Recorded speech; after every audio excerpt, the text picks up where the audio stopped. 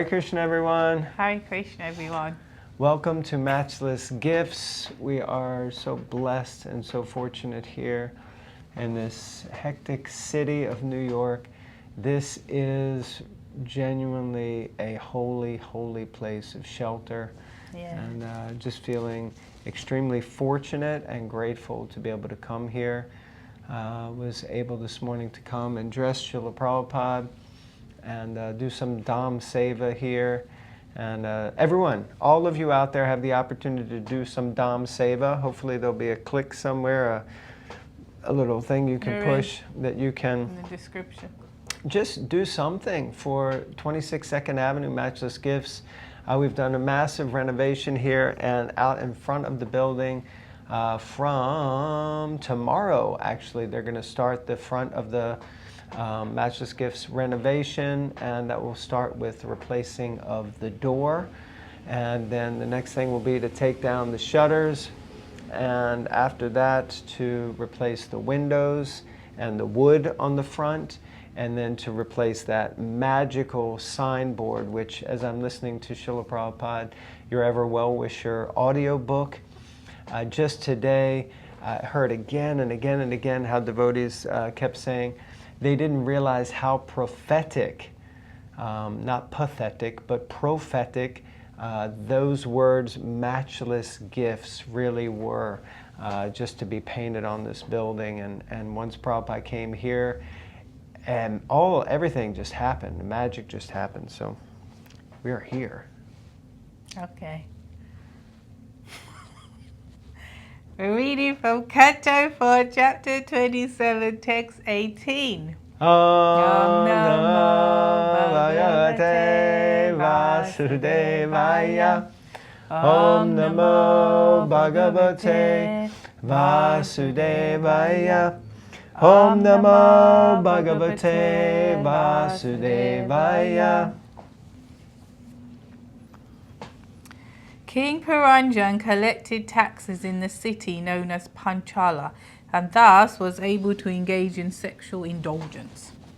Being completely under the control of women, he could not understand that his life was passing away and that he was reaching the point of death. Purport. Government men, including kings, presidents, secretaries, and ministers, are in a position to utilize taxes collected from the citizens for sense gratification.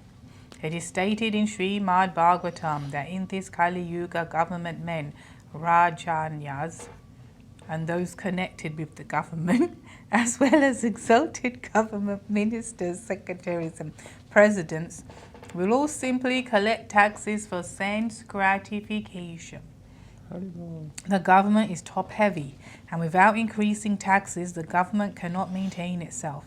When taxes are collected, they are utilized for the sense gratification of the government officials. Such irresponsible politicians forget that there is a time when death will come to take away all their sense gratification. Some of them are convinced that after life everything is finished. This atheistic theory was conceived long ago by a philosopher called Charvaka. Charvaka recommended that man should live very opulently by either begging, borrowing, or stealing. He also maintained that one should not be afraid of death. The next life, the past life, or an impious life, because after the body is burnt to ashes, everything is finished. This is the philosophy of those who are too much materially addicted. Such philosophizing will not save one from the danger of death, nor will it save one from an abominable afterlife. Wow, so much there. And all this, like, we were literally just speaking about death and ashes, because Buri Jamprabhu, senior Srila Prabhupada disciple, who was here as well, who was serving here, is in that group photo on the wall. Buri Jamprabhu is on that group where Prabhupada called that group photo the Angels of New York. So he was serving here, and Yeah, he just sent a text message this morning's group, not to me personally, to a group, but and showing some ashes. One senior devotee has passed away, and he's in Vrindavan, and you know they're putting the ashes in the Yamuna. And I was just saying to Nitai that just seeing that image of the ashes, like, because it was quite a close-up picture and of putting in water, for me it was like, whoa, it actually did make me like, I was in the temple and I just finished dressing the deities and everything, and still it was a bit like, whoa, that's intense, you know, that's where I'm going. Yeah, it's interesting.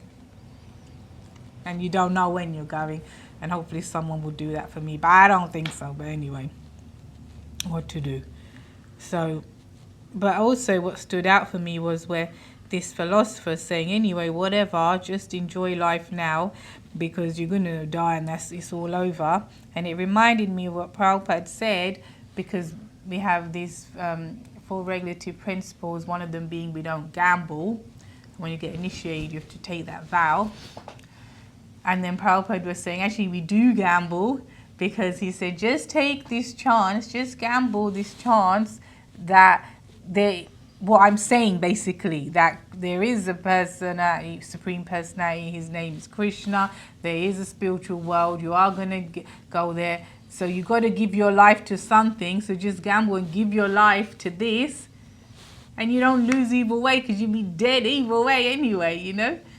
And I read that long time back. I was like, that's interesting, you know, because you got to dedicate it somehow. So live this life, and it isn't a bad life, Prabhupada was saying, because you eat Krishna Prasadam, you know, chanting, dancing, feeling good, feeling healthy like that, feeling enlivened and all this. And so take that risk, take that gamble, you know. I thought that was interesting. In the sense that, yeah, okay, if the Charvaka's saying we're going to go either way, which is true, we're going to die anyway, although he's saying there's nothing. But okay, so follow him or follow Prabhupada and take that gamble either way, you know, and see where you end up if you follow Prabhupada. Well, nice points, yeah. And it was a bit prophetic that you were just talking about this. I think you when you described, you know, seeing the ashes being put into the water, I thought one word you used was sobering. Yeah. It's very sobering. Yes. When you realize that actually, yep, that person, there he was, did so much service his whole life, and this devotee was the only devotee in China that was personally initiated by Srila Prabhupada. And so many years ago, you know, and so maybe, you know, like so 50 years ago that happened, so 50 years of service. And there it is, just, you know, your whole sum and substance fits into some little pot like that, and then they dump it in a river, and theoretically that's it. Of course, you know what Charvak Muni, his philosophy is, you know, yes, enjoy life, but that beg, borrow, steal, whatever you can do. I think he says, get ghee. That's whatever you do, get ghee, and then with ghee you can enjoy life, basically, and because it's an opulence, you know, to cook foods in ghee. At least people like me think it is, but so like that. Yeah. So this tendency is to, and you were asking a question also before, which I thought was very related to this, because you think, yeah, at the end of my life, it's going to be it. I'm just going to be all these ashes in this bucket. And then you wonder, well, should I have, you know, enjoyed in some way? Maybe I should. That extra pizza. Maybe I should have had that extra slice of pizza, those extra pakora burgers. Maybe I should have, you know, had that mango lassi. Yes. 3. Maybe Sweet I should. Yeah, but here we see Prabhupada immediately answers you and says that, yeah, no, that's not the goal of life, so don't do it. Oh my God. And it doesn't matter, at the end of life, you be in some bucket dumped in a river. That isn't you anyway, that's just the remains of your body. And to be honest, as devotees, it don't matter if we get dumped in a river or not, because we understand that the soul is eternal. And our connection with Krishna is eternal. And at the end of this life, if I was always going to say if we're lucky, it's not about luck. But at the end of this life, by the mercy of Srila Prabhupada, by the mercy of our spiritual masters, by the mercy of Lord Chaitanya and Krishna, we will definitely, as Prabhupada kind of says here, get at least a better birth in our next life. And we were just hearing this morning, Vasudeva Prabhu was reading from Chaitanya Bhagavat. He said second chapter, presume maybe Adi Leela. And I guess Vrindavan Das Thakur, who's the author, he must have been making the statement or quoting Lord Chaitanya in saying that in the future, I will send my devotees to be born in places where they're outside of piety, where they're born in places of the meat eaters and the malechas. But it will make no difference, because wherever a devotee is born, and this is what he said, I think he said hundreds of thousands of miles around, everyone will be benefited, and which is quite remarkable. Even Adi Purushru said he hadn't heard that before, and so I'm definitely going to get the quote for that, because his point was that we may think that no, there's never been a great devotee since Srila Prabhupada, and there aren't any Mahabhagavats. But here we see Lord Chaitanya saying that any devotee, and he said regardless of what family you were brought up in or born in or your situation, if you take to Krishna consciousness, then all that's left behind, and you become a great devotee and everyone is benefited. So it's an encouragement to us all to become devotees, and it's an encouragement that we should respect and appreciate all devotees. So like that. Okay, text 19. My dear King Prachini Barhishat, at this time the daughter of formidable time was seeking her husband throughout the three worlds. Although no one agreed to accept her, she came. Purport. In due course of time, when the body becomes old and practically invalid, it is subjected to jara, the sufferings of old age. There are four basic kinds of suffering: birth, old age, disease, and death. No scientist or philosopher has ever been able to make a solution of these four miserable conditions. The invalidity of old age, known as jara, is figuratively explained here as the daughter of time. No one likes her, but she is very much anxious to accept anyone as her husband.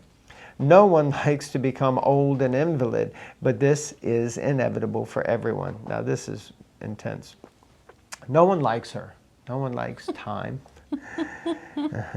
But she's very much anxious to accept anyone as her husband. So, and basically she marries all of us. Like a black widow. Like a black widow spider, yeah. So, yeah, very interesting. The concept of time, which is explained... Did you finish that? I think so, yeah. No one likes to become old and invalid, but this is inevitable for everyone. Okay. So just in case I didn't, but I'm pretty sure I did. Yeah, this point of time, which is conspicuous by its absence in the spiritual world, the concept of time exists in the sense that Krishna performs his eightfold daily pastimes. So the day is divided into 8 sections. I think it's called Astakaliya Leela. And he performs different pastimes at different parts of the day. So time is there in the sense that it's understood, but it's not experienced in the same way. Here, time is like the commodity that we all want more of, but can't seem to get enough of. And also, as described by Chanakya Pandit, that time is more valuable than money, because money you can always try to get it back, and it's likely you'll get some back. But time, once you spend it, is gone forever. That is it. This moments that we're spending right now, the moment you're spending right now, listening to the Bhagavatam, being here with us, is you're never going to get it back. And one may ask, well, how do I know if I'm spending my time wisely? Just like many people ask, am I spending my money wisely? Am I investing my money wisely? Am I going to get maximum return on my investment of Lakshmi Devi, of money? And we may ask the same thing for the more valuable commodity of time. How am I investing this time? Am I going to get maximum return? Or is my investment of time useless and wasteful? I guess we have to all ask ourselves this. Okay. Okay. So on that note, we're going to go and use our time wisely. Because we haven't been, I guess. We're going to let you make a decision now how you're going to use your time, because we're making a decision how we're going to use ours. We have to get on with our service here at Matchless Gifts.